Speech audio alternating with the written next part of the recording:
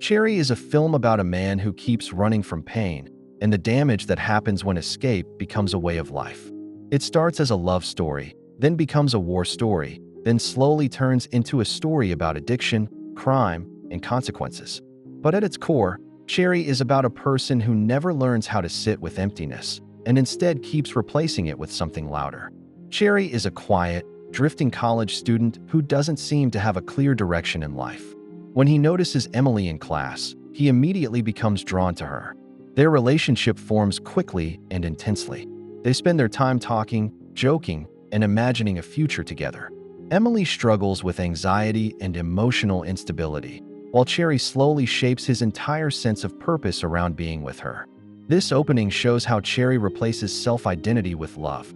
He doesn't build meaning from within, so he attaches it to another person. Emily becomes his anchor, not a partner. The film presents this love as genuine but fragile because it is built on need rather than balance. From the start, Cherry is shown as someone who can't sit with emptiness and needs something outside himself to feel whole. When Emily decides to leave for Montreal, Cherry is emotionally destroyed. Without her, he feels like he has no place in the world. Instead of dealing with his grief, he makes a sudden and extreme decision to join the army as a medic. The choice is not driven by patriotism or duty, but by a desire to escape his pain. This moment shows how Cherry handles emotional loss by running from it. The army becomes another replacement for meaning, just like Emily was. It offers structure, purpose, and distance from his feelings.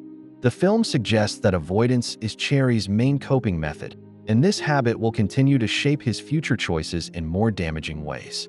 Just before Cherry leaves for training, Emily realizes she still loves him and rushes back. They marry quickly, believing that this will protect their relationship from separation and uncertainty.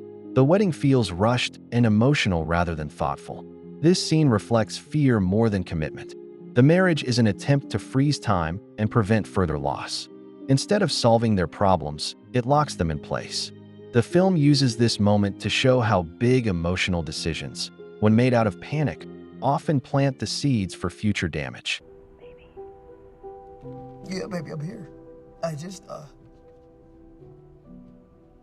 you sure you're doing okay?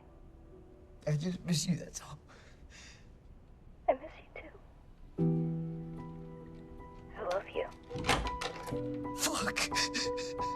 As a medic in the army, Cherry witnesses constant violence and death. One of the most devastating moments is seeing his friend Jimenez burned alive by an IED. These events happen suddenly and without reason. Cherry survives, but the experience leaves him emotionally hollow. The war sequences strip away any idea of heroism. Trauma is shown as random, unfair, and deeply personal. Cherry doesn't gain strength or wisdom from war.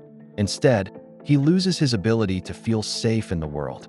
The film presents trauma as something that reshapes a person long after the violence ends. When Cherry returns home, he is no longer the same person. He suffers from panic attacks, anxiety, and emotional numbness. Everyday life feels overwhelming. A doctor prescribes him OxyContin to help manage his symptoms, and at first, the medication seems to work. This stage shows how society often treats trauma as a chemical problem rather than an emotional one. The pills don't heal Cherry, they simply dull his pain. The film suggests that when suffering is medicated instead of understood, it often turns into something more dangerous. Relief becomes dependence, and dependence becomes addiction. Cherry's use of pills grows worse, and Emily feels increasingly helpless. Unable to reach him emotionally, she begins taking the pills herself. Soon, both of them are addicted. Their drug use escalates from OxyContin to heroin, and their home becomes a place of chaos, secrecy, and fear. This part of the film shows how addiction spreads through relationships. Love turns into shared self-destruction. Drugs become the way they connect, replacing honesty and care.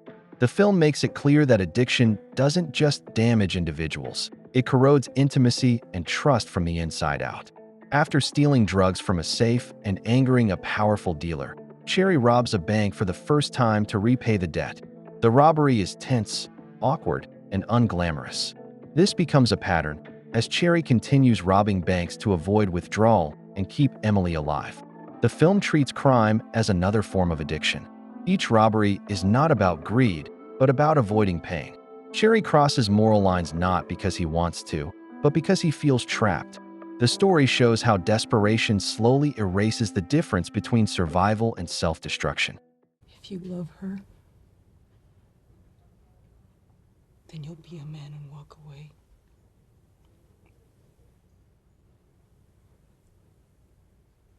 You get up and walk away.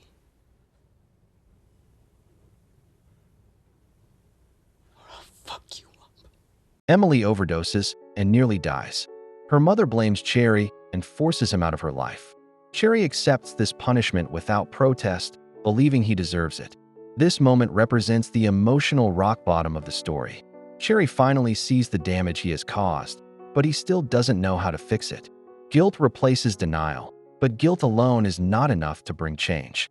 The film shows that awareness without action can still leave someone stuck. Emily leaves rehab and returns to Cherry. He tries to push her away, telling her he will only hurt her. Emily admits that she will use drugs no matter what, and Cherry gives in. Together, they plan larger robberies with help from others. When Pills and Coke is shot during a robbery, Cherry and Lightfoot choose to let him die rather than risk being caught. This is the point where fear fully controls Cherry's choices. Survival becomes more important than human life. Addiction has stripped away empathy, leaving only instinct and panic. Black confronts Cherry to settle the debt. Cherry kisses Emily goodbye, knowing this is the end. During his final robbery, he tells the teller to trigger the alarm. After paying Black, Cherry walks into the open road, fires his gun, gets high one last time, and waits for the police. This scene marks the first time Cherry stops running.